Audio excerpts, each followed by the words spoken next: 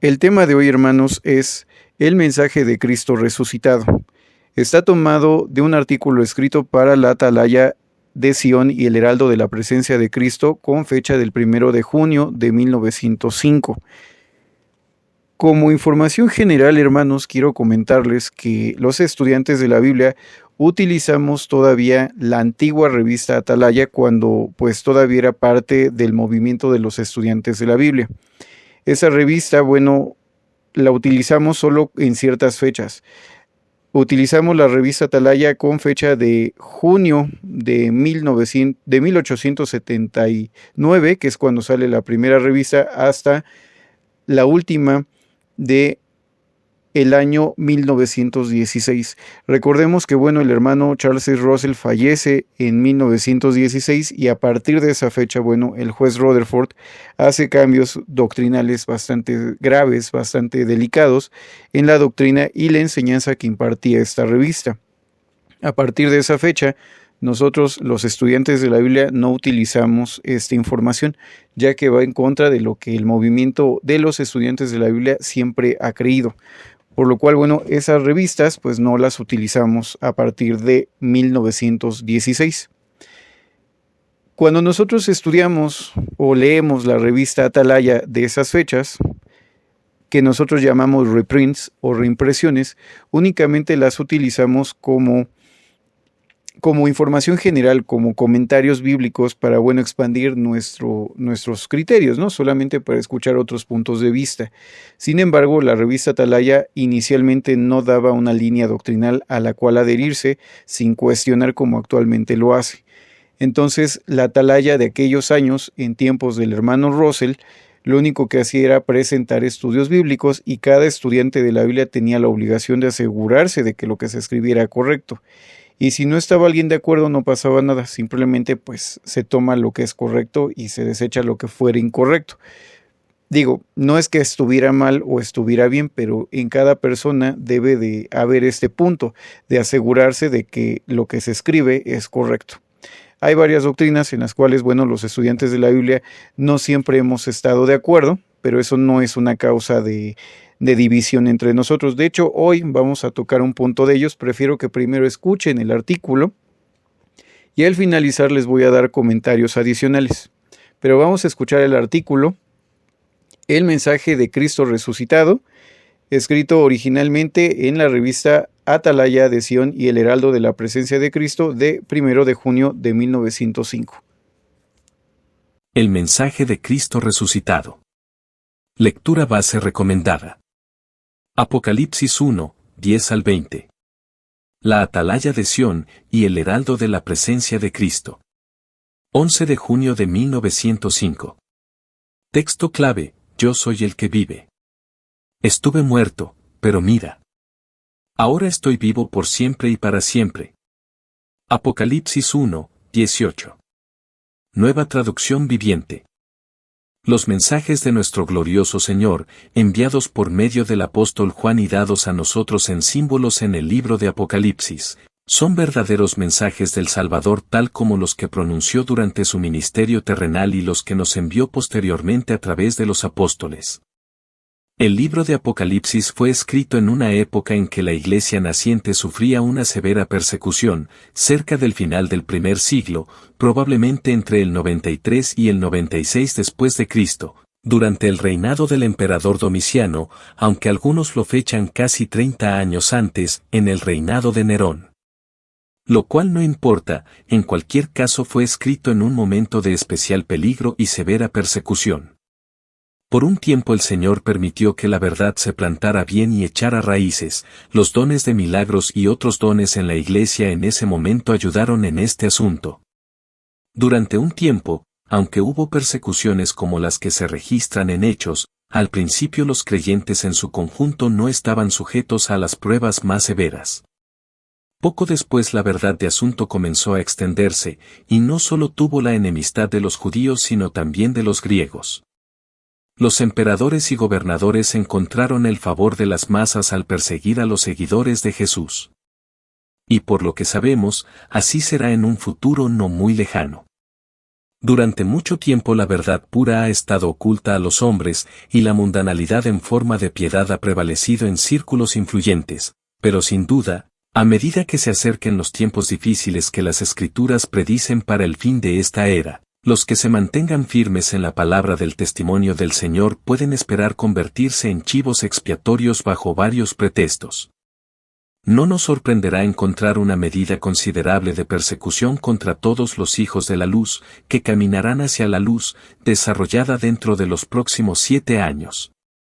Juan, el discípulo amado, en alguna medida o grado tipificó o representó a los últimos miembros vivos del pequeño rebaño. Sin duda, este fue el significado de la declaración de nuestro Señor en Juan 21, 22, si yo quiero que Él se quede hasta que yo venga, a ti, ¿qué? Tú, sígueme. Juan no demoró, pero una clase a la que en algunos aspectos ilustró está representada para quedarse, una clase que ve con los ojos del entendimiento las visiones y revelaciones que Juan vio en símbolos en un trance. Juan, en el momento de la visión del trance, estaba preso, exiliado en la isla de Patmos, una colonia penal de aquellos días, una isla casi inhabitable, rocosa y estéril. El delito por el cual sufrió este destierro fue su fidelidad como portavoz del Señor. En ese momento debía tener entre 60 y 90 años, suponiendo que ninguno de los discípulos de nuestro Señor fuera más joven que él al comienzo de su ministerio.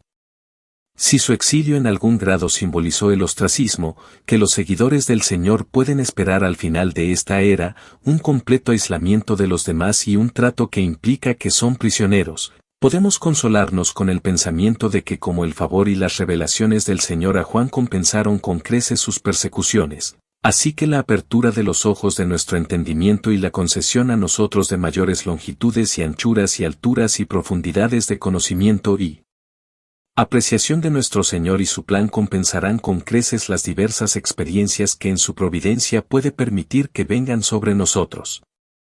Hay seguridad en que a los que aman a Dios, todas las cosas les ayudarán para bien, a los que conforme a su propósito son llamados. El que tiene fe con seguridad en su promesa, puede ciertamente, con el apóstol Pablo, considerar todas las tribulaciones como pérdida y escoria por la excelencia del conocimiento de Cristo Jesús, nuestro Señor. Subtema, en el día del Señor.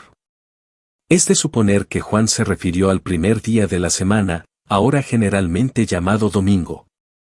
Es peculiarmente para nosotros el día del Señor, el día en que nuestro Señor resucitó de entre los muertos, y en el que todas las promesas de la palabra de Dios recibieron vida y nuestras esperanzas por medio de Cristo fueron vivificadas. Podemos ver en esta expresión también una referencia a la edad milenaria, llamada en las Escrituras frecuentemente como el día de Cristo. Nosotros, hoy, según nuestra comprensión de la cronología, estamos viviendo en los albores de este día de Cristo, y es aquí y ahora propiamente que comenzamos a ver las cosas maravillosas del carácter y plan divino. Pero para ver estas cosas, para entender estas cosas, debemos estar en el Espíritu. Solo se puede esperar que los que se han convertido en nuevas criaturas en Cristo Jesús entiendan y aprecien las cosas espirituales, y precisamente esta es la clase a la cual Juan representaba. Así como Juan escuchó una voz detrás de él y miró en esa dirección, así nosotros, que ahora tenemos las realidades, descubrimos que el mensaje está detrás de nosotros. Y nos volvemos y miramos hacia el pasado para ver el cumplimiento de las diversas características del plan divino y para escuchar y comprender el mensaje dado a su pueblo por el Señor resucitado. La voz dijo, escribe lo que ves en un libro y envíalo a las 7 iglesias, nombrando 7 iglesias prominentes en Asia Menor. Las palabras, yo soy el Alfa y la Omega, el primero y el último, no se encuentran en los manuscritos griegos más antiguos y se omiten correctamente en la versión revisada. Estas palabras, sin embargo, aparecen en los manuscritos griegos en el versículo 8 y nuevamente en Apocalipsis 21, 6, y una porción de ellos más adelante en esta lección. Hay muchas razones para concluir que si bien los mensajes fueron dados a las 7 iglesias especificadas y eran aplicables a ellas, deberían tener una aplicación aún más amplia a toda la iglesia de Cristo, representando el número 7 su totalidad y el orden representando diferentes épocas en la historia de la iglesia. Así, la iglesia de Efeso representaría la condición de la iglesia en los días del apóstol en el momento en que se escribieron los mensajes, mientras que la iglesia de la Odisea representaría la iglesia de nuestros días, al final de esta era evangélica. Las otras iglesias representarían correspondientemente diferentes épocas intermedias entre el principio y ahora. Pensar lo contrario sería dar más importancia a esas 7 iglesias comparativamente pequeñas de Asia Menor de lo que parecerían haber merecido, y habría implicado ignorar a otras iglesias más numerosas e influyentes que ellas, como, por ejemplo, las iglesias de Jerusalén, Antioquía, Corinto, Colosas, Filipos, Tesalónica, etc. Además, los detalles de los mensajes dados a estas 7 iglesias se aplican y encajan históricamente en la única iglesia del Dios vivo, sobre cada miembro y rama de la cual el Señor tiene cuidado. Este pensamiento, que los 7 representaban la plenitud, lo encontramos enfatizado en las otras representaciones simbólicas, en los 7 candelabros de oro, las 7 estrellas, etc. Subtema: 7 candeleros de oro. Juan vio en símbolos lo que podemos ver ahora con los ojos de la fe y del entendimiento. Vio a alguien similar a un hijo de hombre, como un humano, como un sacerdote, como se entiende por la descripción de su atuendo, andando entre 7 candeleros de oro, cuidándolos, arreglando las mechas, velando por el suministro de aceite, etc. Vemos que nuestro Señor Jesús, nuestro Maestro glorificado, aunque ausente entre nosotros, ha estado presente con su iglesia a lo largo de los últimos 18 siglos y más, protegiendo sus intereses y dirigiendo con respeto todos los asuntos de su pueblo, especialmente ha estado inspeccionando y cuidando a la iglesia como portadora de luz, representada como un candelero. Qué triste, qué pobres han sido en ocasiones las mechas, qué débil la luz que a veces ha brillado en la oscuridad, cuán necesario ha sido recortar las mechas y cuánto más puede ser necesario hacerlo aún ahora. En el tabernáculo, y posteriormente en el templo de Salomón, los candelabros o candeleros de oro fueron colocados por indicaciones del Señor, no 7 candelabros, sino uno con 7 brazos, representando a toda la iglesia completa durante esta edad evangélica. En Apocalipsis se nos llama la atención sobre el mismo candelabro o candelero, pero las partes están separadas, la unión, la relación entre ellas, las proporciona nuestro Redentor, el sumo sacerdote antitípico. El candelabro simbolizaba al pueblo nominal del Señor de esta era evangélica, incluidos sus miembros. Muestra la luz de la vida, la luz que brilla en las tinieblas y que Él ordenó que se dejara brillar delante de los hombres para que pudieran ver nuestras buenas obras y glorificar al Padre que está en los cielos. Qué tristeza, el Maestro evidentemente encontró pocas buenas obras, pero también encontró algunas luces gloriosas brillando en sus representantes terrenales en muchas de estas épocas. Esto está representado por sus mensajes, regaños, estímulos, etc., dados a cada una de estas iglesias que representan una época o periodo en los diferentes candelabros o candeleros.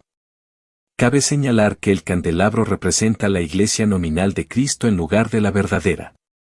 Esto se muestra por el hecho de que al dirigirse el Señor a cada uno de estos candelabros o iglesias, encuentra fallas en los muchos y aprueba a los pocos, especialmente en la última, la séptima, la iglesia de la Odisea de nuestros días. Subtema: la aparición de Cristo. No debemos considerar la imagen verbal de los versículos 13 a 16 como un retrato de nuestro Señor en gloria. Es una imagen meramente simbólica. No tendrá la apariencia que se describe aquí cuando lo veamos tal como es y contemplemos su gloria. Este cuadro simbólico, sin embargo, tiene preciosas lecciones para nosotros, más útiles que un intento de describir a nuestra mente la aparición de nuestro Señor como un ser espiritual, que habita en una luz a la que ningún hombre puede acercarse, y que no podemos apreciar hasta que seamos transformados y seamos como Él y lo veamos tal como Él es. Su cabeza y cabello tan blancos como la lana y la nieve nos hablan de su sabiduría, y que Él es el anciano de días, hablan también de esplendor y pureza. Sus ojos como una llama de fuego nos dicen en símbolo que nuestro Maestro lo ve todo, es omnisciente, no se deja engañar por formas o ceremonias externas, sino que puede leer y ve cada pensamiento e intención del corazón. La contemplación de su mirada debe por sí misma purgar y purificar nuestros corazones en la medida de lo posible, para alejar de nosotros todo lo que tenga su desaprobación. Habiendo descrito la cabeza, Juan describe sus manos y sus pies. El resto del cuerpo estaba cubierto con una prenda que le llegaba desde la cabeza hasta los pies. Posiblemente esto represente el hecho de que la gloria de Cristo se manifestó en su propia persona, en su propio ministerio y en el de sus 12 apóstoles, sus representantes, y que con su muerte el cuerpo de la verdad fue velado casi por completo a lo largo de los 18 siglos. Interviniendo hasta ahora, al final de la era, los miembros de los pies serán iluminados por la verdad y resplandecerán, no como la cabeza, sino como bronce bruñido. Cuando pensamos en la gran ventaja que poseemos en todos los sentidos de la época actual, nos inclinamos a decir, ¿qué clase de personas debemos ser en toda santidad de vida y semejanza a Dios? Nosotros que tenemos luz más clara de la inspiración divina y la revelación de los últimos 6.000 años brillando sobre nosotros con un brillo casi abrasador, pensamos en cómo esto debe consumir en nosotros toda la escoria del egoísmo, cómo esto debe purificarnos, cuán humildes debe hacernos. Deberíamos ser incluso, aún en esta vida terrenal, ser representantes pulidos, brillantes y luminosos de la gloriosa cabeza y miembros de Cristo. Subtema, en su mano derecha 7 estrellas. El rostro majestuoso del que anda entre los candelabros se representa como si fuera un relámpago. Esto nos recuerda la descripción de Daniel del santo que le comunicó el mensaje de Dios en una ocasión, nos recuerda la descripción que hace Pablo de la gran luz que vio en su camino a Damasco, que representó al Señor glorificado brillando sobre el resplandor del sol al mediodía. Tan grande fue el esplendor, que Juan cayó como muerto cuando lo vio, así como Daniel cayó postrado y quedó como muerto delante del poderoso que vio, y así como Saulo de Tarso cayó ante la majestad mostrada ante él. De la misma forma, simbólicamente pasa ahora con nosotros, una vez que vislumbramos las glorias del carácter divino a través del plan de las edades, una vez que tenemos una visión verdadera con los ojos de nuestro entendimiento de aquel a quien pertenecemos, aquel que es también el corazón, examinador y guardián de su iglesia, caemos ante él humillados hasta el suelo, dándonos cuenta de que somos imperfectos, que no podemos estar de pie ante nuestro Maestro, que somos indignos de su favor y bendición. Pero tal como tocó suavemente a Juan, levantándolo del piso, así nos ha hablado a nosotros con consuelo, con paz y con amor, asegurándonos que no tenemos un sumo sacerdote que no pueda compadecerse de nuestras debilidades, sino, por el contrario, a uno que es capaz de simpatizar y ayudarnos misericordiosamente, que nos ha comprado con su propia sangre preciosa, que nos ha aceptado y nos contará como miembros de su cuerpo mientras permanezcamos en él, buscándolo de corazón para conocer y hacer su voluntad. Sentiremos seguridad al recordar 5 de sus mandatos. 1. No temas. Es el mismo mensaje que nuestro Padre nos envió a través del profeta Isaías, diciendo, su temor de mí no es más que un mandamiento de hombres que les ha sido enseñado. Isaías 29, 13. Esta lección, no temas, es una de las primeras cosas que debemos aprender. No podemos unirnos más con nuestro Señor y aprender de Él acerca de otras características de su plan hasta que aprendamos esta lección, no temas, hasta que aprendamos a tener confianza en Él tal como el que nos amó y nos compró con su sangre preciosa, cuyos propósitos hacia nosotros son continuamente para nuestro bienestar y, si nos sometemos a su guía, nos ayudará para ser vencedores y más que vencedores. 2. Yo soy el primero y el último.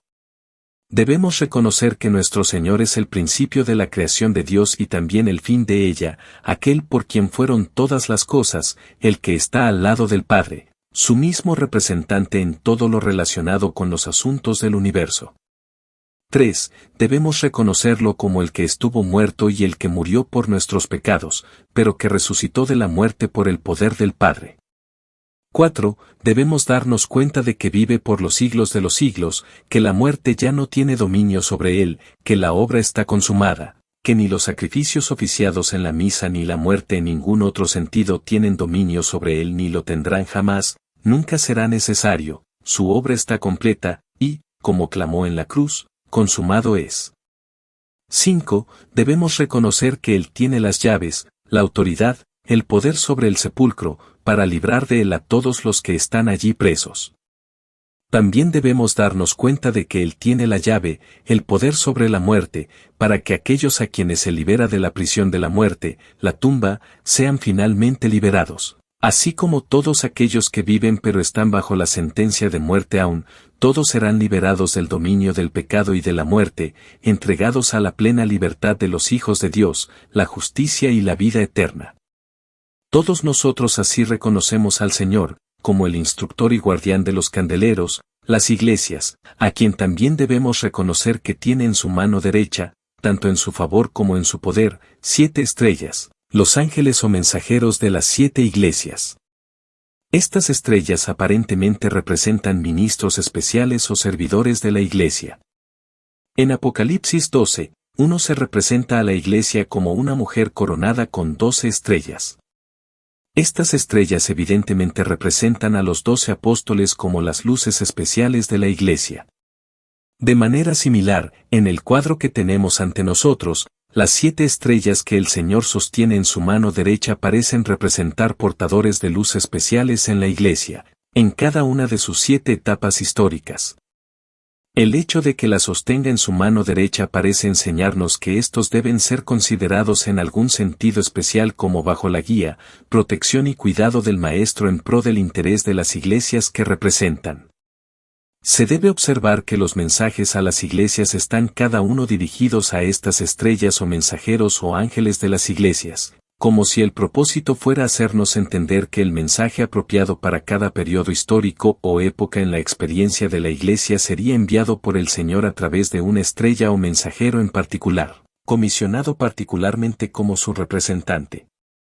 Nuestro Señor mismo está representado por la gran luz del sol, y sus mensajeros especiales en la iglesia a lo largo de toda la historia están representados consistentemente como estrellas.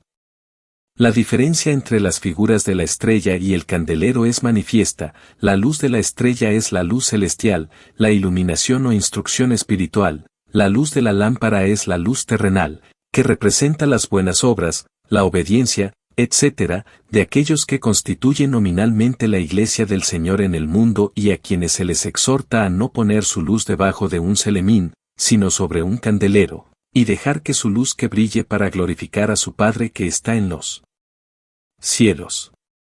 Subtema: una espada afilada de 2 filos. No hay manera en que podamos entender que la descripción de nuestro Señor es simbólica cuando se declara que de su boca salía una espada de 2 filos. Como imagen simbólica, está llena de significado para nosotros. La palabra del Señor es la espada del Espíritu, más cortante que toda espada de 2 filos.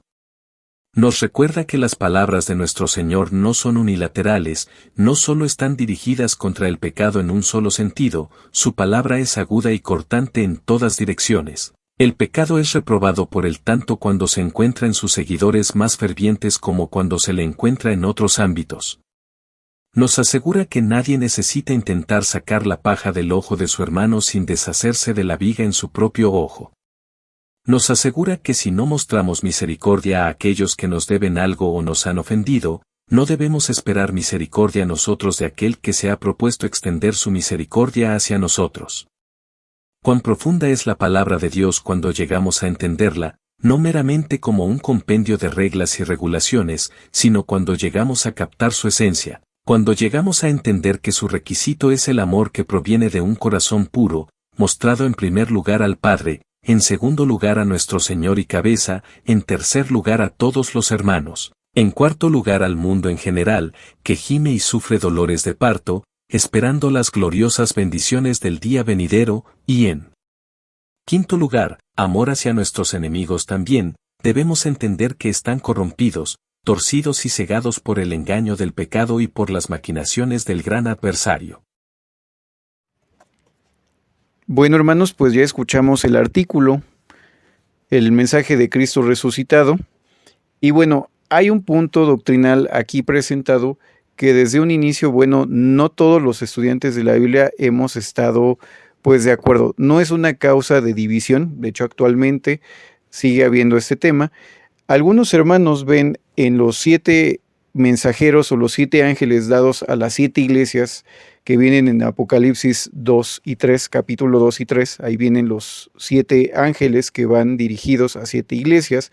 De hecho, la Biblia dice, escribe al ángel de la iglesia de Éfeso, o escribe al ángel de la iglesia de Esmirna.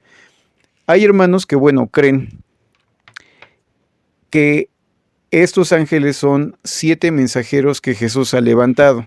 Entre ellos, el primero sería probablemente tal vez el apóstol Juan o el apóstol Pablo. También hay ahí como algunos puntos de vista diferentes. El segundo ángel pudo haber sido o Juan o Policarpo de Esmirna. El tercer ángel pudo ser Arrio.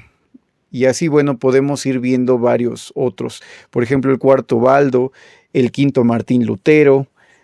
Y así vamos viendo diferentes ángeles. De hecho, el último, algunos, apuntan a que fue el hermano Russell. Cada uno de estos ángeles no necesariamente tenían un mensaje correcto, solo dieron un mensaje oportuno en su momento para que la iglesia no se perdiera, un mensaje importante.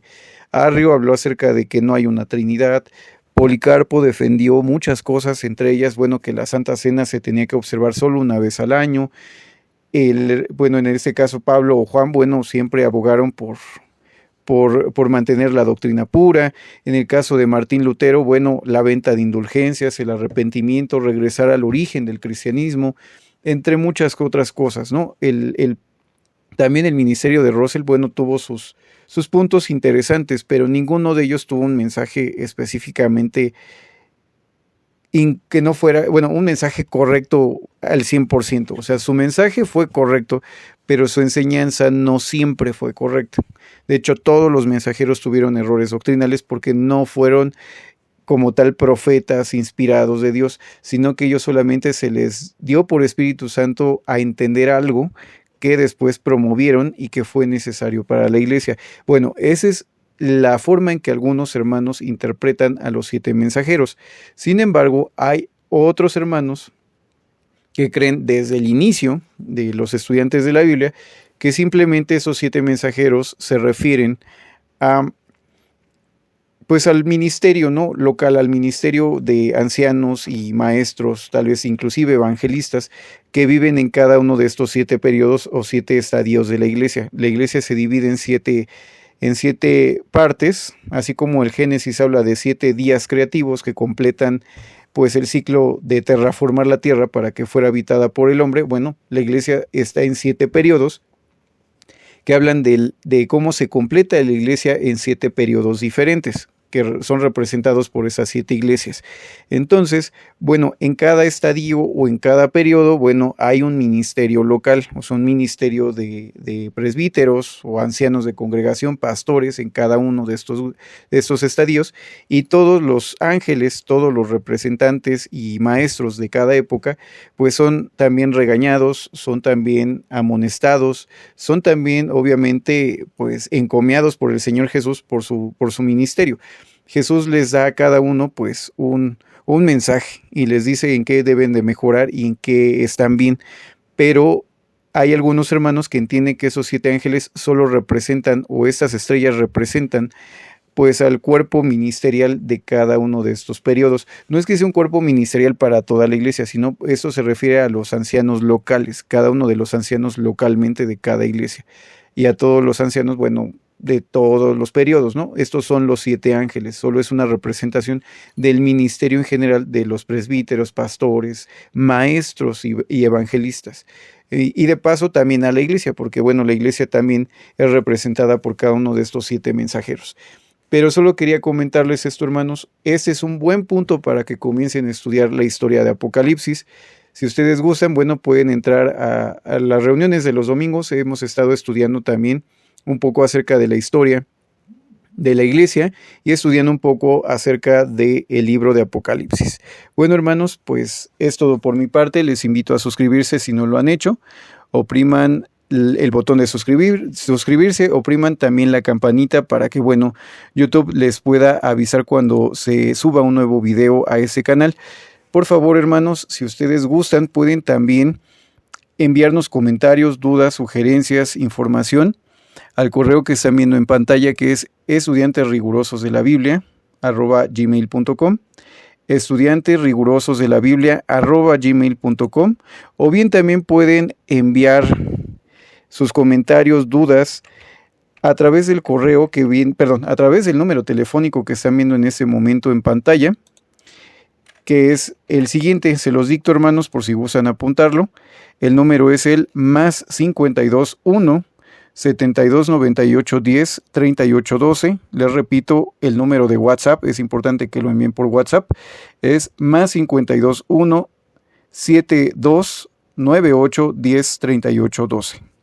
Bien, hermanos, pues es todo por mi parte. Les vuelvo a compartir, el texto de 2 Corintios 13:14, repito, 2 Corintios 13:14, como ya ha sido una costumbre en ese canal, pues hermanos, me despido con esas palabras. La gracia del Señor Jesucristo, el amor de Dios y la comunión del Espíritu Santo sea con todos vosotros. Amén.